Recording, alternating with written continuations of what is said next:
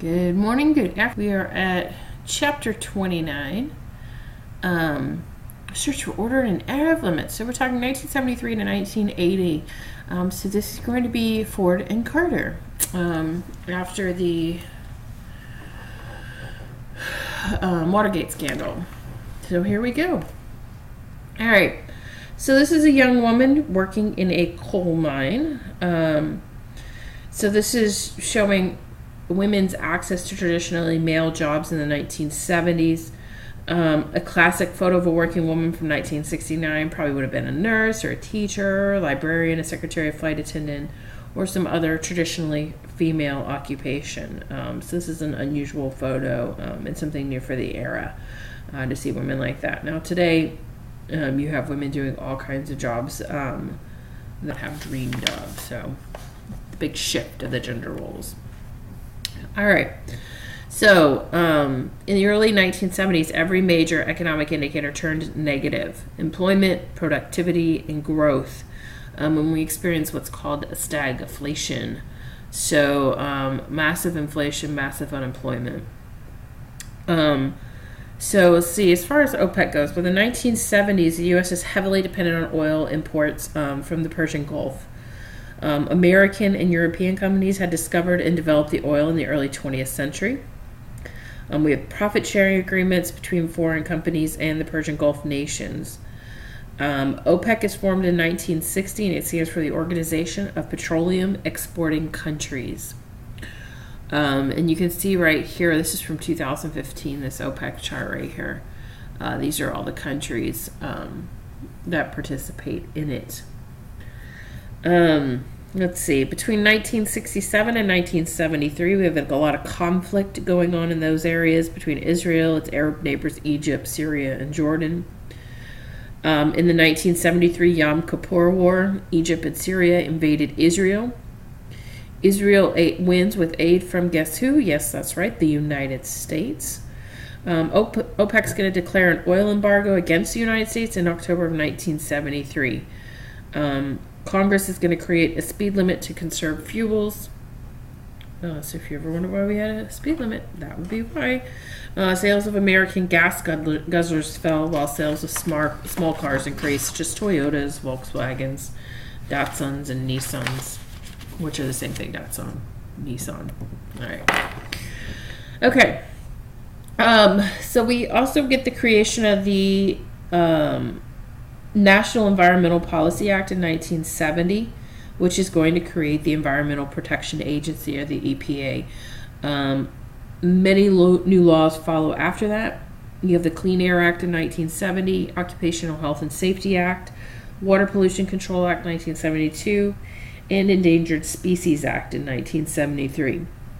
Time magazine wondered if the movement could unite the populace. Environmentalism had become a divisive issue by the 1980s. We also get the advent of Earth Day, 1970. So you see the picture over there on the right with the balloon, Earth Day. Let's see, initially viewed as an alternative to coal and or oil, that's nuclear power. Environmentalists cautioned the catastrophic ramifications of a meltdown, including radioactive waste. Meltdown at 3 Mile Island, Harrisburg, Pennsylvania, March 1979, leads to 100,000 people fleeing their homes. So, yeah, nuclear power, not necessarily a good thing. All right, big thing happening is deindustrialization. So you have a combination of unemployment and inflation, which is going to cause what's called stagflation. Prices rose in a stagnant economy. So decline in the standard of living for most Americans. Income per worker fell 18% between 1973 and 1982. Excuse me. None of the three presidents in the period was able to successfully combat the problem. America's industrial sector weakened. The steel industry is the hardest hit by competition from West Germany and Japan. And formerly Titanic steel companies begin massive dismantling. You can see over here the factory on the right that's labeled deindustrialization.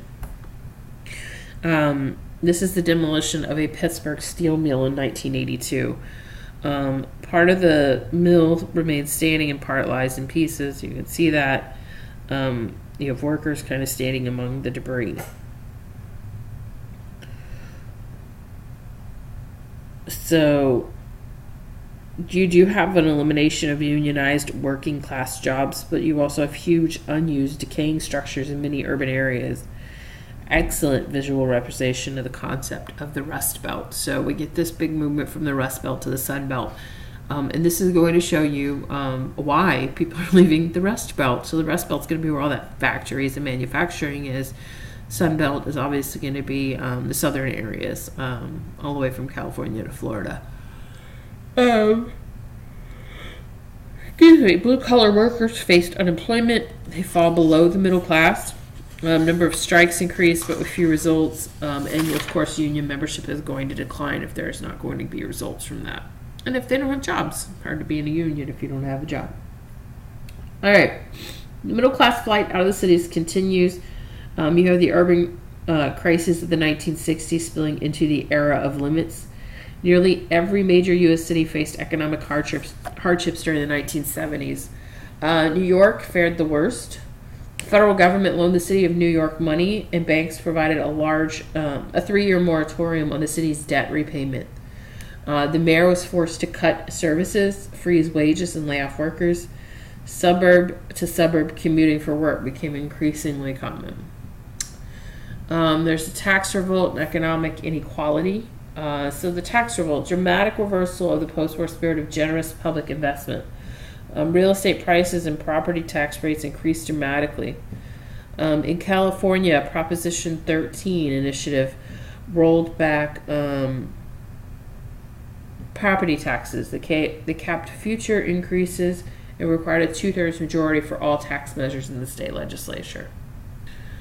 So you can see the signs. Ford let city go broke. Says he'd veto bailout bill, favors aid after default. So the New York Post.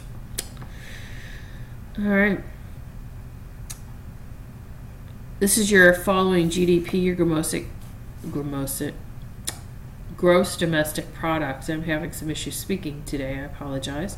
You can see there's a large drop, 1974 to 1975. You get an increase in the later 70s, and then it's going to drop again in the early 80s. So, and we are the red. You can see how drastic that is. Your unemployment rate, again, that's not something you want to see increasing. So you can see those numbers jumping up.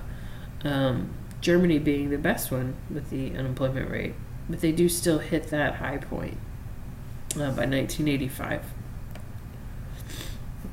Okay, so President Gerald Ford pardoned Nixon. This upsets a lot of Americans. It's one of the first things he does in office once he accedes to the presidency after Nixon resigns. 1974 midterm elections in November is going to bring 75 new Democratic members to Congress. The press calls them Watergate babies because many of them were under the age of 45. They did things like eliminate HUAC, so remember that's the House Un-Americans Committee. They reduced the number of votes needed for a filibuster from 67 to 60, and passed Ethics in Government Act in 1978 to force candidates to disclose financial contributions. Post-Watergate reforms made government more transparent, but also less efficient and more susceptible to special interests. The opposites of what it had intended to do. In spite of Watergate, conservatism continued to gain popularity with the general public. Political power shifting towards the West and the South. You have states with historically strong unions, New York, Michigan, Illinois, lose their power with the industrialization. I mean, they don't have those powerful unions because they don't have the factories and things. And that moves to California, or those power moves to California, Arizona, Florida, and Texas. Okay. Excuse me. So, Jimmy Carter, who is the former governor of Georgia, he pledged to restore morality to the White House. He won 50% of the popular vote to Ford's 48%. He does have poor relations with Congress, and he relies heavily on inexperienced advisors from Georgia. He does not effectively manage economic problems. The Iranian Revolution is going to drive gas prices up and lowers Carter's approval rating below 30%. Very unpopular. But he's an author. He's written many books, books of fiction, kind of based off of history. So, kind of cool guy. Let's see, affirmative action. I don't know if you've ever heard of affirmative action, but it's just the idea that kind of controlling the diversity in a place. So procedures designed to account for the historically disadvantaged position of minority groups in both work and education is what affirmative action is. Many white Americans felt such measures unfairly created a disadvantage for otherwise qualified whites. In 1978, Alan Bach, who was white, he sued the University of California at Davis Medical School for rejecting him in favor of less qualified minority candidates using a quota system. So basically, one of the reasons people do not like affirmative action is because they're saying that it's not always choosing the best candidates, choosing candidates based off of color and race. So the Supreme Court does rule in Bach's favor, but indicates that a more flexible affirmative action program would be acceptable. California voters passed Proposition 209 in 1996, prohibiting public institutions from using affirmative action to increase diversity in employment and education. Okay.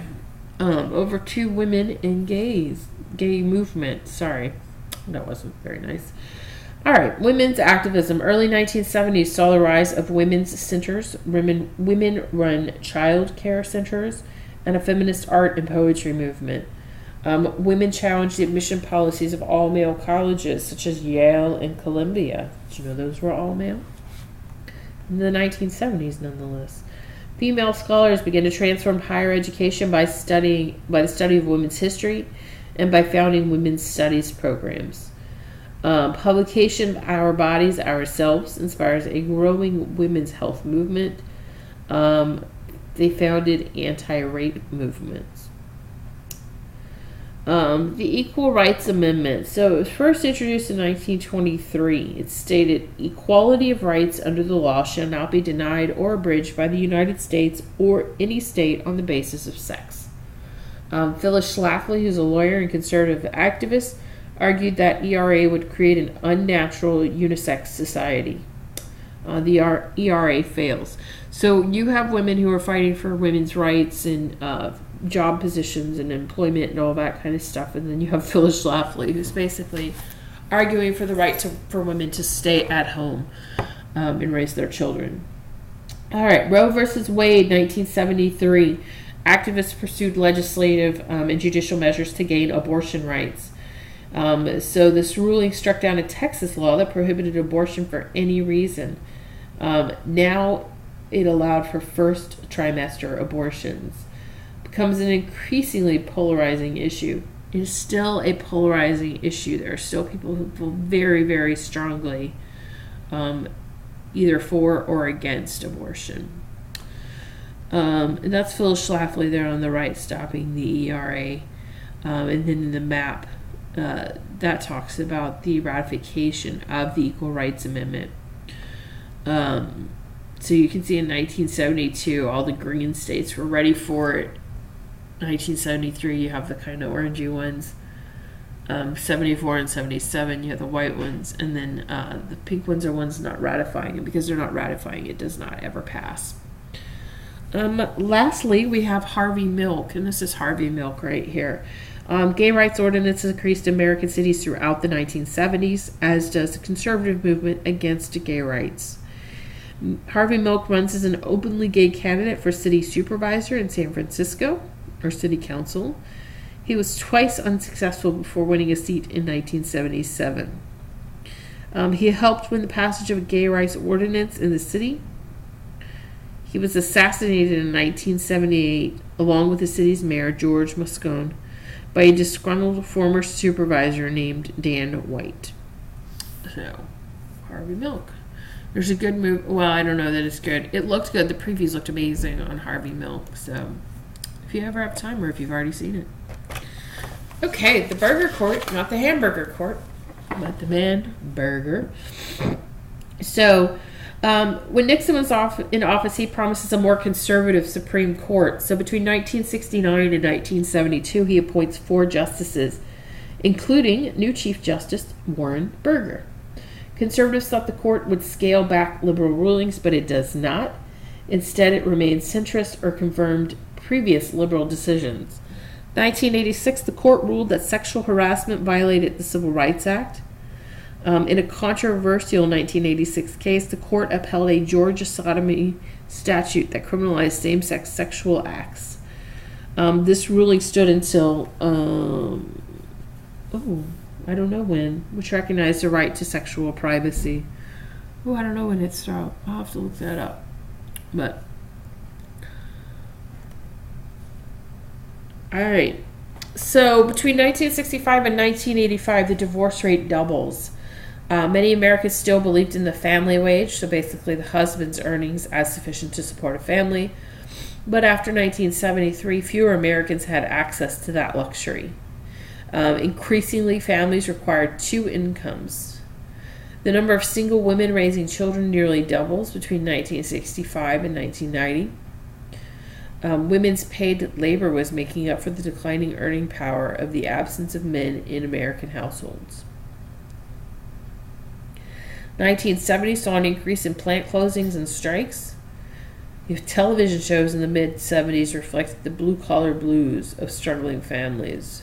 So up there on the slide, you forgot Good Times with Thelma.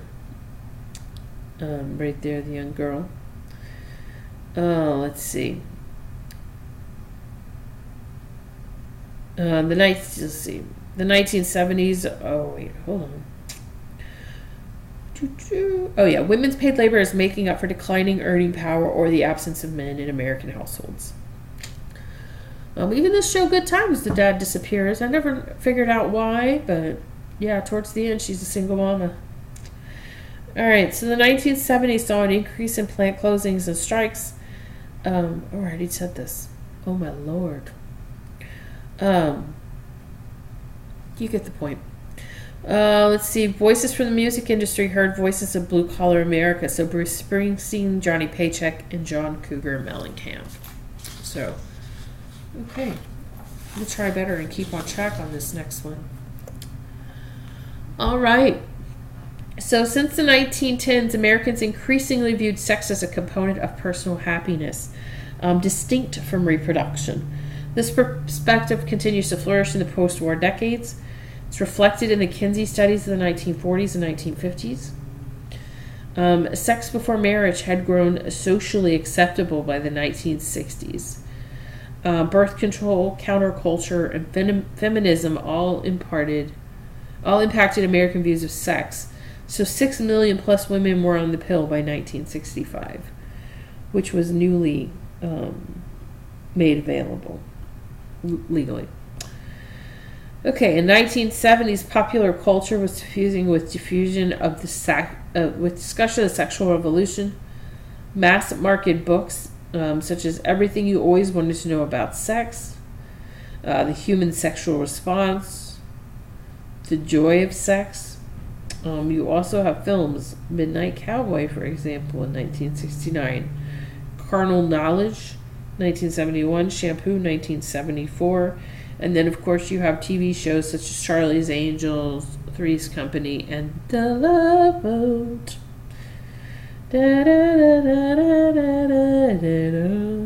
That's where all the stars guest starred on The Love Boat. If you've never seen an episode, you should look it up. It's fun. All right, and let's see. Therapeutic industry develops to deal with strains and stresses within marriages, especially middle-class marriages with 2 working parents, etc., etc. Okay. And lastly, religion. So, evangelical Protestant churches emphasized an intimate personal salvation or being born again, focused on a literal interpretation of the Bible, regarded death and resurrection of Jesus as the central message of Christianity.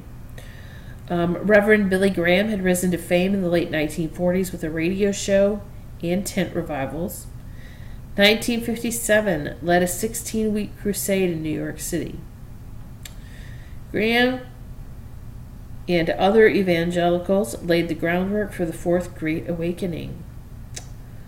Many Americans regarded feminism, the countercultural, the sexual freedom, homosexuality, pornography, and legalized abortion not as distinct issues, but as a collective sign of moral decay in society. Evangelical church membership grew. So-called televangelists created huge media empires through Christian broadcasting. I come from the era of televangelists. Quite interesting. And lastly, religion in the family. So evangelists focused on the nuclear family as the fundamental unit of society. They organized along paternalist lines. They sold more than 2 million copies and spawned a workshop of the same name. Led evangelical women in the opposite direction of feminism, encouraging women to defer or submit to men. Can you imagine that today? Anyway, that is all I have for today. We are almost there. 2 more chapters left. We are getting close, about a month away from the AP exam. So keep plodding along. We will get there, and it'll be here before you know it. I hope everybody has a good morning, afternoon, or evening.